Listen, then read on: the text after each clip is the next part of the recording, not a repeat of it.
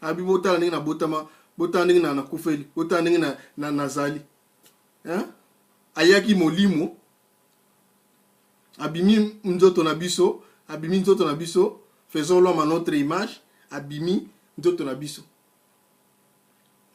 ozomona na jardin d'azali molimo ayaki molimo ange Gabriel aye pesa sango yo kobota mwana ya molimo ayaki molimo abimi na image faisons l'homme à notre image molimo ekomi moto elati nzoto elati moto faisons l'homme à notre image abimi na moto na bomoto a se sacrifier atiki liloba enseigner que royaume du ciel boye botosa boye bolingana boyokana bosalisana yango atiki ba message nyonso wana olingi ko okota royaume du ciel zala boye kofingaka te kotongaka te kosala kindumba te koyiba te koyina te apesi ba enseignement nyonso wana pona azongisa biso na nzela po tozalaki tobungaki satan abungisa biso na nzela po bazobenge satan père du mensonge toperdaka nzela yango lelo tozodemere na bapeshe wana ya ndenge na ndenge yango jésus akopesa loi atieli baloi na kati ke soki olingi kokota na royaume du ciel zala boye kofingaka te soki olingi kokota na royaume du ciel esalisaka sungaka pesaka ekopesamela yo sungaka bakosunga yo yokela baninga mawa yo mpe bakoyokela yo mawa eloko baenseignement jésus akopesa wana yango wana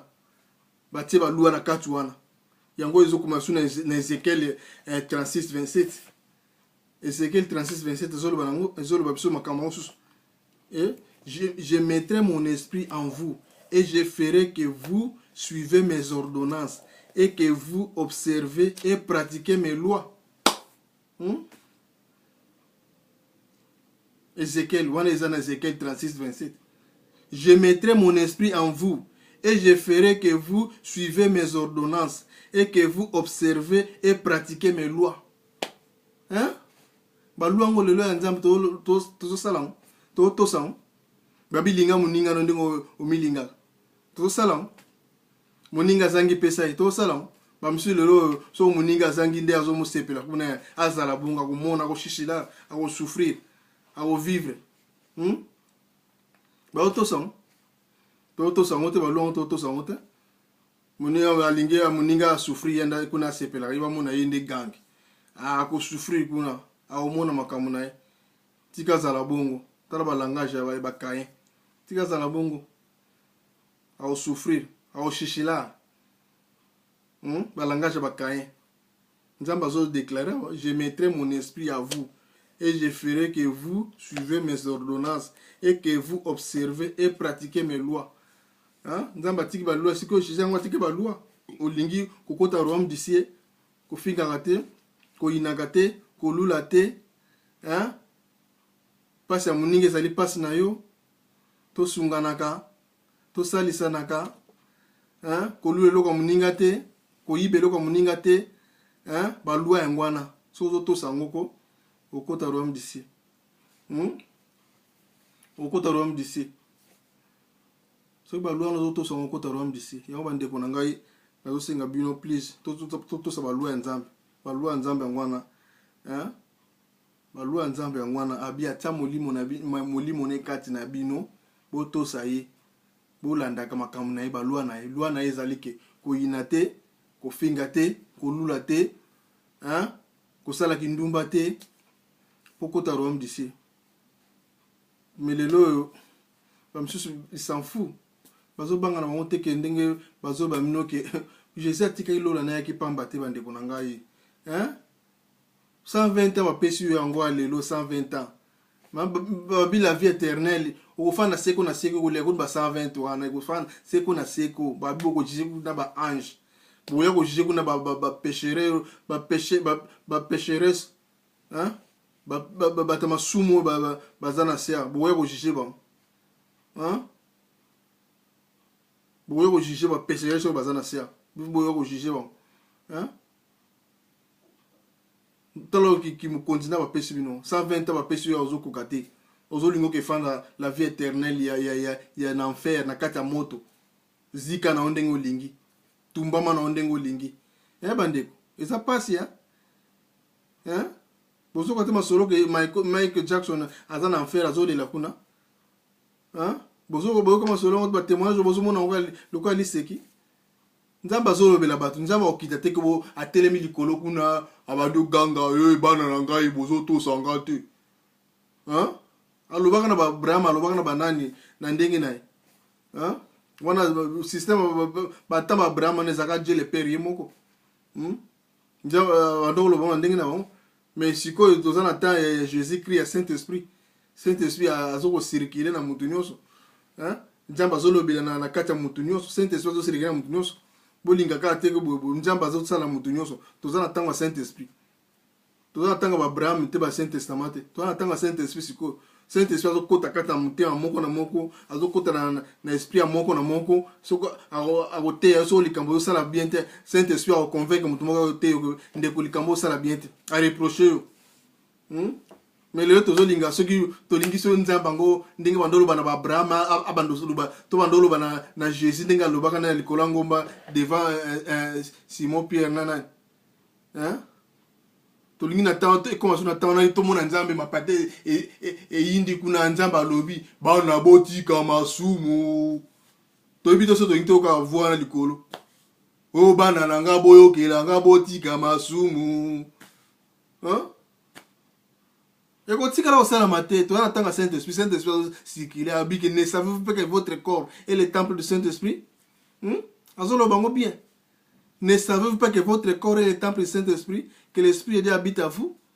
L'Esprit est déjà Saint-Esprit circulé, toi la Saint-Esprit quand na biso. Hein? Toi yeba toi la Saint-Esprit. Saint-Esprit le lo bo mone bo ta kota kana kata mutema zo convaincre yo tika péché, tika koyiba, tika koyina. Saint-Esprit akota. Soka moni muninga pe azobunga nzela ke lo balende ko ndeko so likambo yo nzamba linga ngo tika ngo. Saint-Esprit musane ngwana ko reprocher bato. Hein? Tika nzelo zo sala za bien tika ngo. Saint-Esprit musane yango sala yangwana hein to linga te to yoka so mungongo likolo kuna to yoka nzamba azo ganga kuna nde to yoki mingi ba lingi de baba mona ndenge wana so muninga zo reprocher likambo bo ondi mate mutu nyosa yebi na ndenge na yekaka bandeko to mikitisa to atanga Saint-Esprit to mikitisa hein munosa linga yeba na ndenge na ye hein munosa linga ka ateya munosa linga ka sala pasteur prophète évangéliste bamsi lelo ba komi ko simba ba kisi likolo ka ya ki jalousie hein mutu nzamba pesa mutu na dona hein ezate so do mutu pesa do miracle yo poka osa miracle so pesa do ya guérison te sala dona ya nini ya ko pesa batililo ba nzambe sili hein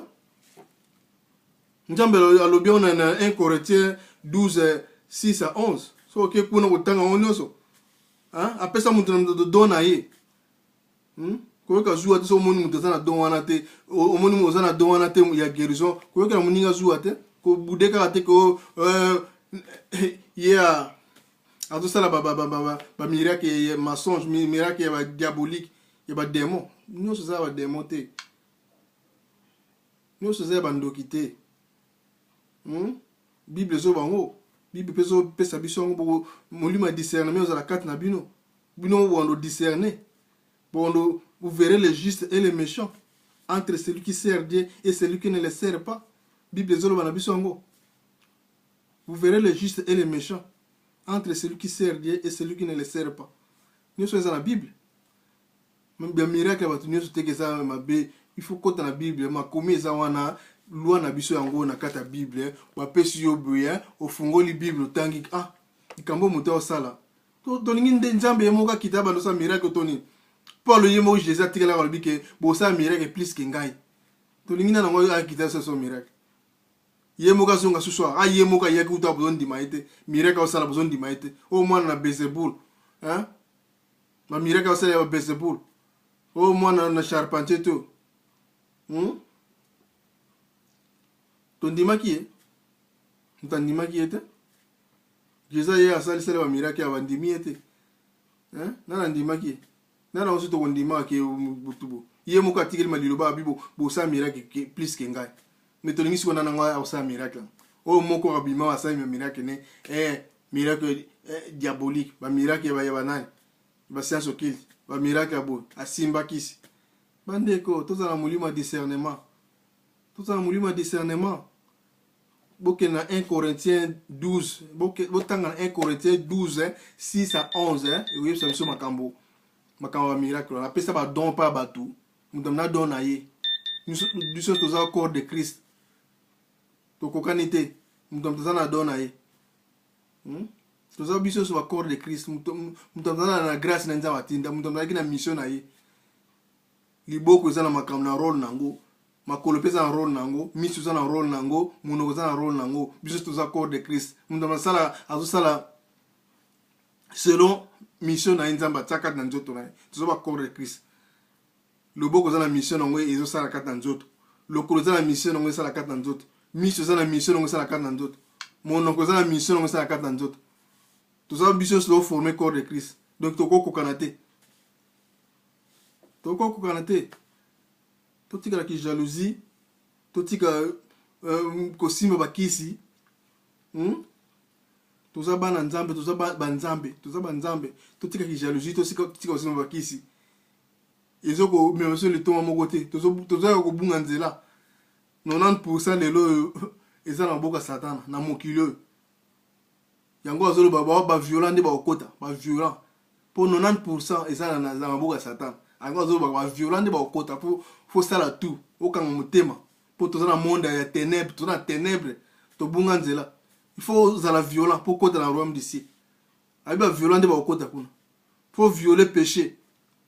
et lisumu yebo yango nzemo tozo yemba na natanga bo mwana ngo omoni lisumu o sauter alléluia amen omoni ekobo o sauter alléluia amen yango na nyoso faut kimango so kimyango ndo olonga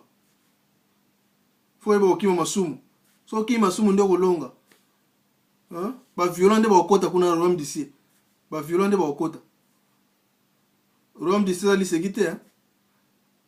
ba iba premier ba comme ba le chèque ba comme le premier et cause oyo no beta tolo na kenda kabo na sala musana église bla bla bla obanda bu mwana na oti na soki na age nini otana tanga suka boyo okotino royaume d'ici ngote ma wandeko owa msusu ozo mimona kwa ke yende mutu musanto solo soki ba loi to satana to tiko beta to ke oza musanto to tika ngo soki ba loi ya bible comme na bible to sango teko to tika ko beta to ke na sala ka musala na église boye na sala ka o sala musala na église est-ce que bible eza comme moi na classe wa kenda kuna makama kuru kutetala na ngoyete kenda nika classe a kombili classe sili ba kuru kuna ba pesa ba kuru kuna etana ngoyete mukolo examen pe azui na tese tali na ngoyete tala na no nini wana babi na tirete ya biso toke na ku classe pona ko komba classe bien pona pona ka ba mono ka goyaki na classe toke na repose wa mayele ba pesa kuru ozuba note ali mukolo examen o leki o passer nini mususu ya wande mona biso bandimi faut to za la base na nini na bible faut to so za na kata bible to sali lango mukolo yesu akoya omono na mabiloko yango yesu na biso azoloba biso ke natire te ya bino fo natire te ya biso bandeko natire te ya biso toke na église de pona kaka ki fanatisme po lelo mingi bakoma na fanatique ya kingani ya pasteur na fanatique na kina kekuta na kingani wana kuna na okanga na église to okuta na biso to beta kopwa. Et comment on va balayer des racontes? Alors qu'il y a bon c'est un bon moyen pour la vie éternelle. Alors qu'il y a lié des racontes, ba kuta na ngona kingana ba bitama solo. Ça va lobby to kuta lobby si. Et comment on lit des racontes? Bunzambe sana ngote. Ndenge ba église comme le lo. Bunzambe sana ngote. Et si kamo kaka ni. Mais je sais panzaka bilo na temple panzaka. Ba temple le lo azo ba temple eza sous temple tozo kenete ba bâtiment temple eza yo moko moto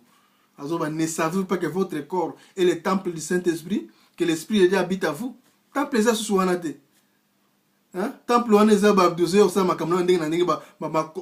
ba solo na ba ndoki bazo ya kuna mi yibi bazo na ba kuna mais temple eza yo moko